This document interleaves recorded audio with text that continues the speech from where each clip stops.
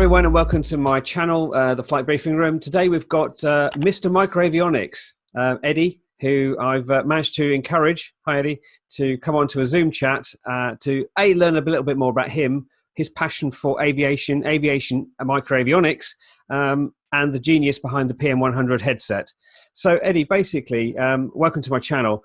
Can you tell us a little bit more about yourself and what your involvement in aviation is? Yeah, sure. Well, I've been flying since 1993. Started flying paragliders after I got fed up with standing on a hill, high windy conditions, and not getting a lot of flying.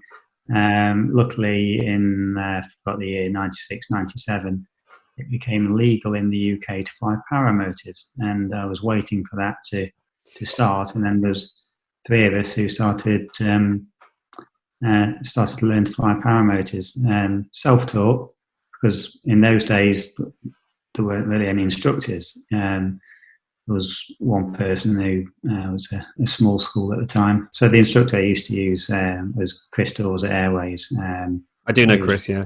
Yeah, to be fair to him, he was very busy with his school at the time, and paramotoring was very small market in those days. So this was before MicroAvionics, and maybe a few paramotorists around the early days who remember the very early paramotoring headsets I used to make. Do you still fly today? What sort of aircraft do you fly if you do?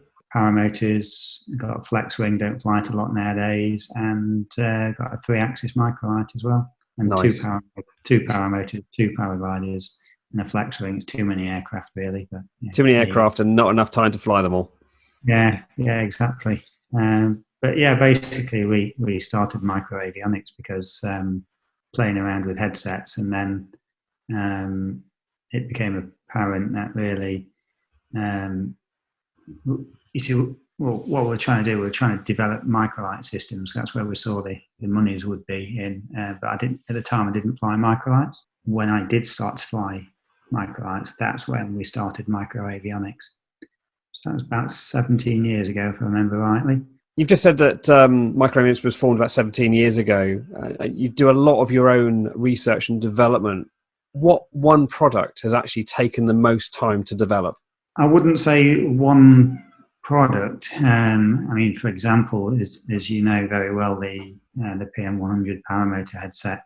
That's probably the interesting product to speak about. Well, I know mine's been upgraded 4 times, so it must have had several improvements over the years. Well, before your headset, so you got the PM-100. So before your headset, we had the Pro 100. In fact, all the headsets we used to do for flex wings used to be called Pro 100. So this was the very early days. These were an unpowered headset, quite a basic headset compared to what you're used to nowadays. Yeah.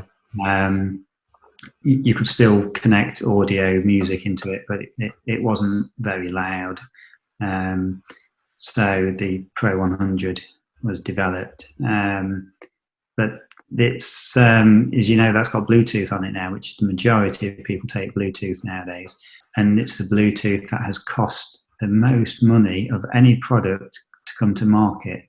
Now, we've done development for different Bluetooth projects, but the first and main product to come to market with Bluetooth was the PM-100 headset. Right. So you could say the PM-100 headsets had a lot of money invested over the years to make it what it is today. As you're probably aware, I did a video on one of your helmets, some of the technical elements, and clearly you're the genius behind it. And I asked the viewers of the channel to put some questions in, and I have actually had a couple of questions. So I'll read you the first one I got. It said, I have an ICARO lid with a PM-100 fitted. I'm hoping you can answer a microphone GoPro question for me. I'm setting up a press to talk on the left can. If I can use the output lead to my GoPro, does it only pick up when I'm pressing the press to talk button, or does the GoPro pick up the whole time? It's more of a settings question, isn't it? It is, and you've really got 2 choices here. So as standard, the headsets come out of the factory with what we call side tone turned off. Now, side tone is where you hear yourself speaking. So any user who flies with a PM-100 will know if you press the PTT, you will hear your own voice. Now, the way to remember it is whatever you hear through the speakers is what the GoPro will hear, pretty much. Now, if you go flying and you want to have a commentary, so look down below, we're flying past wherever, a church, and if you want that to record, you have to turn side tone on all the time on the headset. And to do that, there's a small row of hidden switches in the left-hand ear cup that the user has easy access to. And if you put switch number 3 into the on position, that will turn side tone on permanently. So because side tone's on, you'll be recording everything you say. So, and if anyone's viewing and has not seen that video, I'll leave a little card up here to the previous video that runs through all the dip switches and what they do. So going to question 2, I think this may be more to do with an ear cup question. How do you find the engine noise suppression? My engine noise seems to be very loud as compared to the ear cups on my old helmet. Do you know if there are any upgrades or improvements to engine noise suppression? I think that's more to do with the passive noise suppression, isn't it? Yeah, look, this is a tricky one. I mean, I'm not sure if your customer's got one of our headsets or not and what helmet they've got. It's really important that people get a good seal of the ear defenders onto their ears. And this is really important, and people spend time and try and understand this, because it'll help some people who have already got this problem. And a lot of the problem is down to the helmet geometry. So if you pick any of the Paramotor helmets that I know, and now this is not necessarily all helmets, but the majority at least of helmets, and very good brands here. So let's just stick with some of the helmets that we sell. So we sell MicroAvionics helmet, a Plus Max UL helmet, and ICARO Scarab, ICARO Solar X. Now, if you get a ICARO Solar X helmet, which is probably the most popular helmet, and you pick 2 people. So the first person is a very slim-headed person, so the width of the head is slim. And you get a second person, the width of the head is quite wide. Okay. Now, you bolt your ear defenders onto the helmet. Okay. All the helmet shells are the same size, whether you are using a small helmet or an extra large helmet. The external shell is the same width. So you bolt a pair of headsets onto both helmets, the small and the extra large helmet. You put someone's head who has a very slim head within that helmet. Now the ear defenders are not necessarily going to push in on the person with the thin head. Okay, person with the wider head, the ear defenders are going to push in more. You've got to remember the helmet shells, the external shells, are the same width. The ear defenders can only push in a certain amount. Okay? So that geometry is key to how much noise suppression, passive noise suppression they're going to get. Yeah, it absolutely is. And you can prove this fact as well just by turning your head when you're flying. And sometimes you'll feel the ear defender may just lift off your head a little bit. And that's quite an early indication for you that the ear defenders are only just sealing enough. Okay, maybe not enough, you could say. But I know we've chatted about this briefly in the past. Is there any benefit to active noise reduction over passive noise reduction in terms of aviation headsets in an external environment? It's a slim bit. If I'll just answer a couple of tricks with this slim head and wide head, is to fit thicker gel seals. Okay, if you fit thicker gel seals or thicker foam seals, doesn't matter. It basically allows the ear defenders to push in more. So if you've got a thin head, thick ear seals can help a lot. But also there's some helmets, okay, that allow the ear defender to push in further.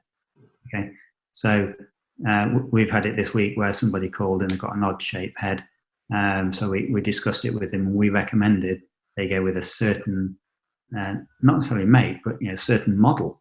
So you can have certain helmets in same manufacturer, and one allows for a better fit for a slimmer head. So I think I might be placing an order for some thicker gel seals. I've got a slim head, so I'll get an order in for those. yeah, look. There's the easiest thing to do is if they don't push in enough, is to put thicker gel seals on.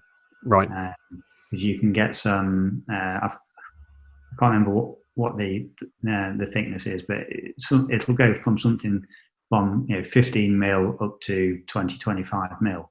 So it allows ear defenders to push in more. It's well worth trying if you turn your head slightly and you feel the ear defender lifting, thicker gel seals. So in some respects, people are trying to compensate with active noise reduction, whereas actually all they've got is a bad fitting headset in the first place. Yeah. Look, ear defenders are really good. Well, a good ear defender is really good at high frequency cancellation.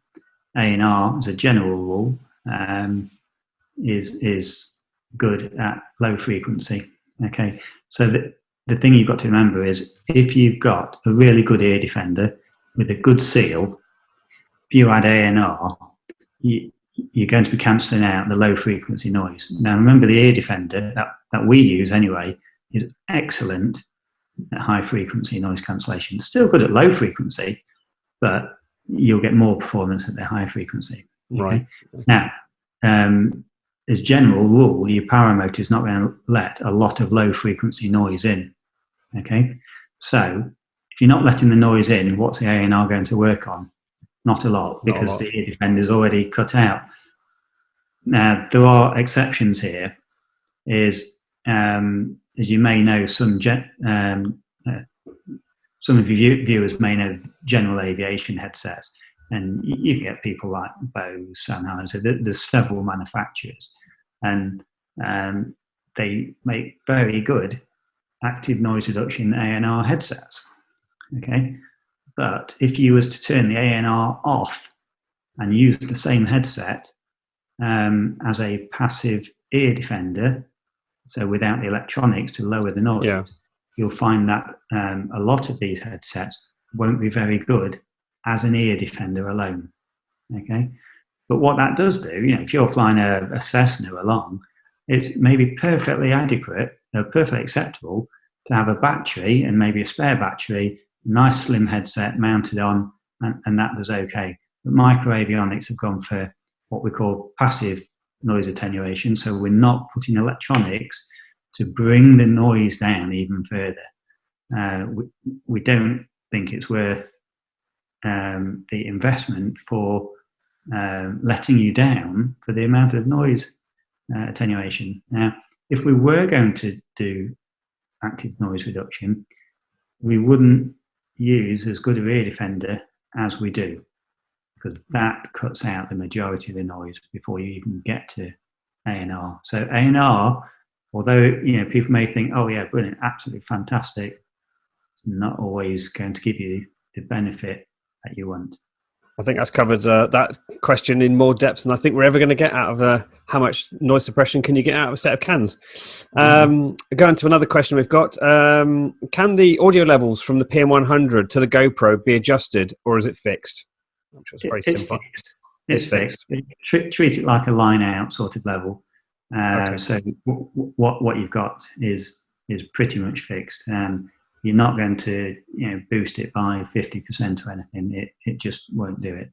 So a lot of it's going to have to be done in post editing if you want it to be any better. Yeah, I find the levels absolutely fine.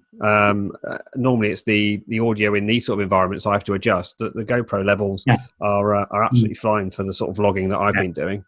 Yes, exactly. The feedback we've had from customers is about right. Whenever I view YouTube vlogging, it seems about right. What you've always got to remember, we can give you more audio, but with more audio comes more noise as well. Okay. You amplify everything. Okay. Next question is: do you have any future upgrades for the headset, or can you not squeeze anything more in those ear cups?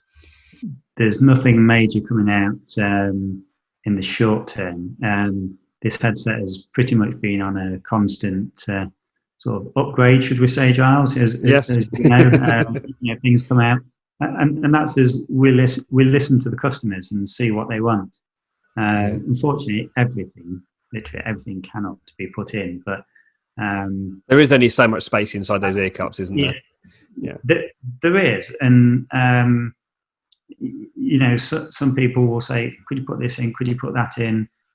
But the thing is we've got to put things in that the mass want, that the majority of people want. Because if we put a few little upgrades here and there that just a few people are going to use, it's going to cost everybody, to have that feature that maybe they're not going to use. But at the end of the day, I think we know there's quite a lot of features and functions on the headset. I use quite a lot of them. Yeah, one or two, yeah. On to the next question. I think you've probably covered this anyway, but have you thought about changing the ear cup for a currently available design? So change it for a different ear cup. Yeah. There are different ear cups. So we use the Peltor Optime 3 headset, which, after 17 years of using the ear cup, we actually worry the day that Peltor stop manufacturing the ear cups, because they are so good. It's something we a few times a year we speak with the Peltor rep. Our Peltor supplier speaks with the Peltor rep for us to ask them, are they still going to be producing this ear defender? And we buy a colossal amount of ear defenders at one time, just so we've got a lot of stock. Whereas if they do pull the model, we've still got a year's worth of stock. Wow. Okay. So there are other ear defenders that Peltor have brought out, but they continue to make the Peltor Optime 3. It's a good headset, good ear defender. I'm happy with it. It's one of those odd questions. So if you could change anything with the current design, what would it be? That's a tricky one. I don't know. I was going to make the interview easy. Come on. Yeah, sure. People in the past few years, have asked, Bluetooth. Eddie, when can we next do a Bluetooth intercom? We had thought, should we put that into the design? We've decided not to. So as far as what's next going to be happening, what would we put into the design? Well, maybe let's ask your customers, what would they like? They can tell us, they can tell you, put a link, put some text, and we'll have a look. So I think we've had other chats before where you've actually said that the Bluetooth module to connect a phone is more viable than actually having a Bluetooth to Bluetooth intercom, because most people use a WhatsApp chat group in flight as opposed to comms, which is actually more reliable in some respects, isn't it?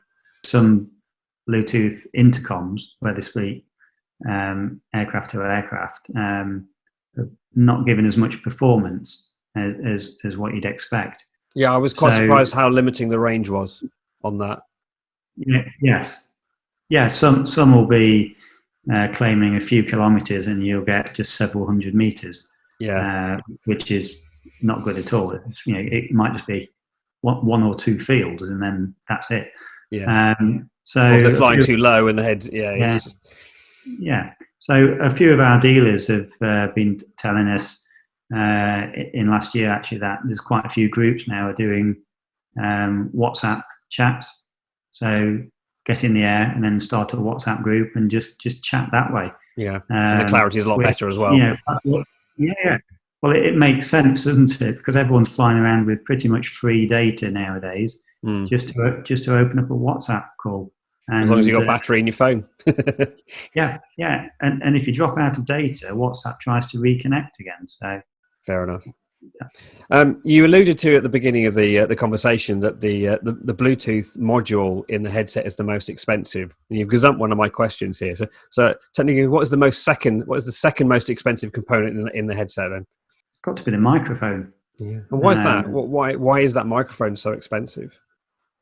Well, it's a military grade microphone that we use. I mean, we buy them in quite large volume just to try and get the price down a little bit. They're so expensive. But again, it's something we've used for It's not quite 17 years, but it's nearly 17 years. And Mm. we've not moved away from the manufacture of the microphone. Is that very much on the principle if it isn't broken, don't fix it? It is. But what we did about maybe just over 2 years ago, we changed the microphone model to a submersible version. So what this allows you to do is get the microphone wet. Now, hopefully you've not landed in a... No, not landed in a puddle yet, or a river. But what you probably appreciate with us breathing, especially in cold climates, when you breathe in warm air onto the microphone, it can cause moisture on the microphone, which in turn can cause you to lose sensitivity of the microphone over the years. So we changed to a submersible type. So you can literally dunk it in a cup of water, dry it out, it's back to full working order.